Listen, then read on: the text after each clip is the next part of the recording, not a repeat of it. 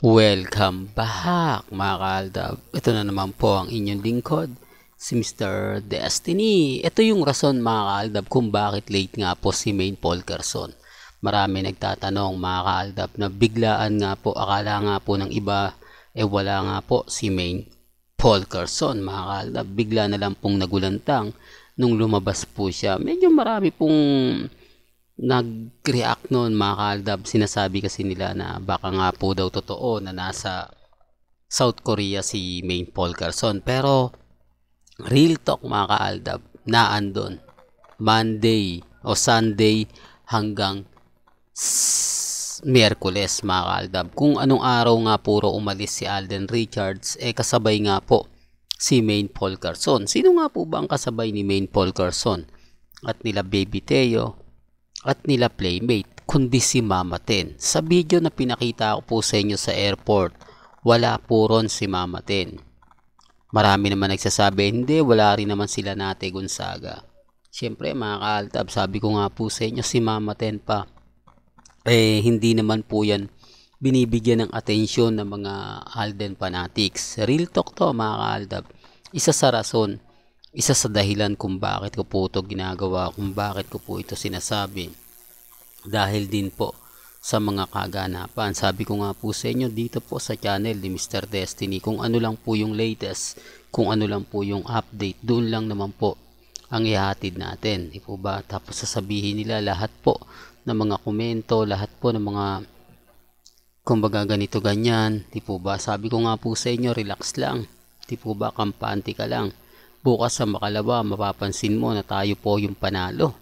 Hindi po ba?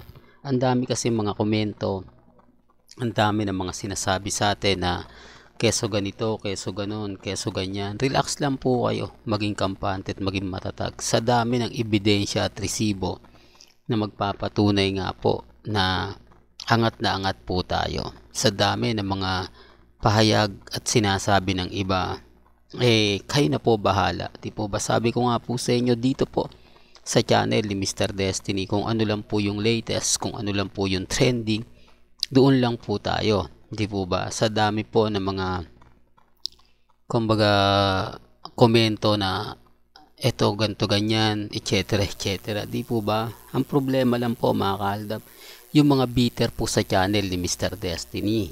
Di po ba? At eto nga po yung pinaka latest post ni Maine Polkerson sa Instagram. Di po ba? Advance happy birthday Maine Polkerson. Ito yung isa sa mga dahilan mga kaaldab kung bakit tayo masaya, kung bakit po tayo updated sa mga bagay na ganyan. Ako mga kaaldab, kampante lang po tayo, masaya lang po tayo. Di po ba? Tapos ang sasabihin po nila, wala daw katotohanan yung mga sinasabi natin, wala daw katotohanan yung mga update natin. Okay lang naman po yan. Ang importante lang naman po, kung ano lang po yung latest, kung ano lang po yung trending, kung ano lang po yung pinag-uusapan. Sa ngayon mga kaaldab, masaya po tayo dahil kahit papano mga kaaldab, ramdam natin yung presensya.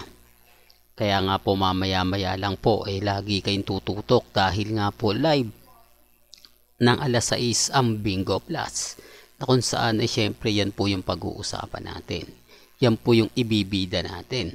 Po ba? Sabi ko nga po sa inyo, kung gusto nyo lang naman po ng mga update na kung saan nga po talaga mapapaisip kayo na ito na po yung pinakahihintay nating napakaganda na mapapalabas nga po sa Bingo Plus, ang pagsasama nila Maine Polkerson at Richard Polkerson. Di po ba? Pero dito mga kaaldab, ito yung video ng TikTok daw na kung saan wala naman po talagang kasama si Maine Polkerson. Hindi natin alam mga kaaldab kung saan nga po ba kuha ito. Di po ba? Marami nagsasabit sa loob daw po yan ng Eat Bulaga. Pero okay lang naman po mga kaaldab dahil wala naman po dyan yung tinatawag nila o yung tao na nagpapasaya nga po raw na sinasabing nanonood. Di po ba?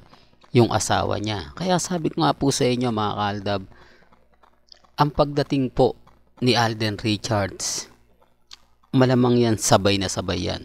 Di po ba? At yung pagkawala ni Mama Ten, may mga video na kasi mga kaaldab na hindi na nga po kasama si Mama Ten sa mga kuha nila Alden Richards. Ibig sabihin lang mga kaaldab, maaga nga pong umuwi si Main Paul Carson at si Mama Ten. Kapag binabanggit ko yan mga kaaldab, marami nagre-react, marami nagko-komento, maraming hindi gusto yung mga sinasabi ko at pinapaliwanag. Hindi po ba? Sa ngayon mga kaaldab, kampante lang po kayo. Sa ngayon, may mga bagay-bagay nga po na kayo na po bahala magkomento, kayo na po bahala mag-react. Di po ba?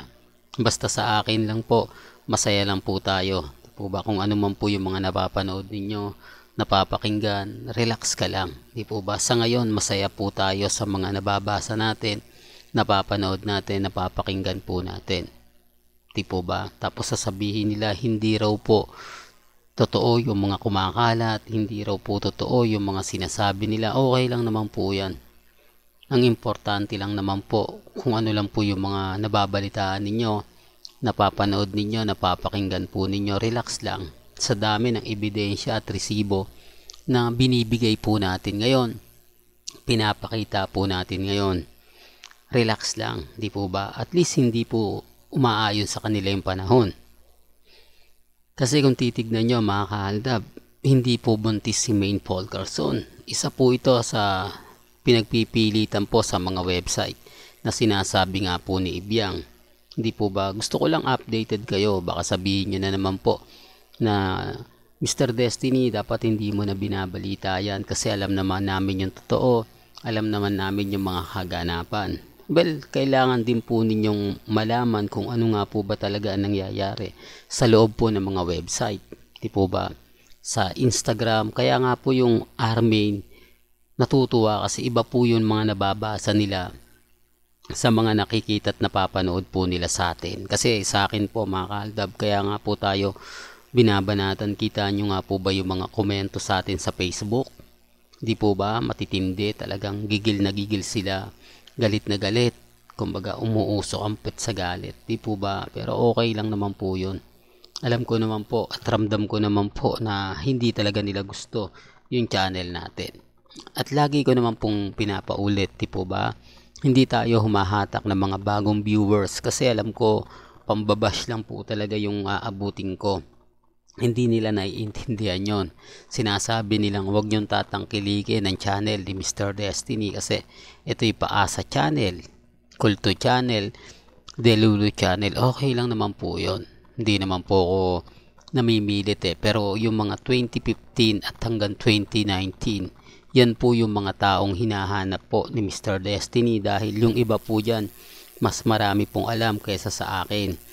Nagto-throwback lang po yung mga memories natin kapag may mga komento na Mr. Destiny, alam ko yan, ito pa yung update yan, di po ba bumabalik sa akin yung mga alaala na isa to sa i-update ko, isa to sa hahanapin ko para makumpirma, di po ba? Minsan nakakatulong din po yung mga comment ng mga mamis, kaya nga po sinasabihan nila na ano yun yung troll ko yun, kamag-anak ko yun, kaibigan ko yun, kapamilya ko yun, tipo ba, kapatid, kapuso, yun ang sinasabi nila. Kasi nga po, maganda po yung komento niya, mas maganda yung delivery ng mga mensahe niya kaysa sa mga sinasabi ko. Kaya nga po sinasabi nila na ako daw yun, troll ko daw yun, di po ba? Real talk mga kaaldab, kaya nga pero alam nyo sa isip puso ninyo mga kaaldab na totoo po yung mga nagko-komento sa akin. Hindi ko po yung kilala, hindi ko po yung kamag-anak at hindi ko po yung binayaran. Well, hanggang dito na lang po ang ating latest updates. Kaya kung gusto nyo pa po ng pinaka-latest at sariwang update, abay tumutok lang po kayo dito po sa channel ni Mr. Destiny para updated po kayo sa mga latest at sa mga bagong video po na ilalabas po natin maya-maya lang. Hanggang sa muli, salamat po sa panonood at pakikinig.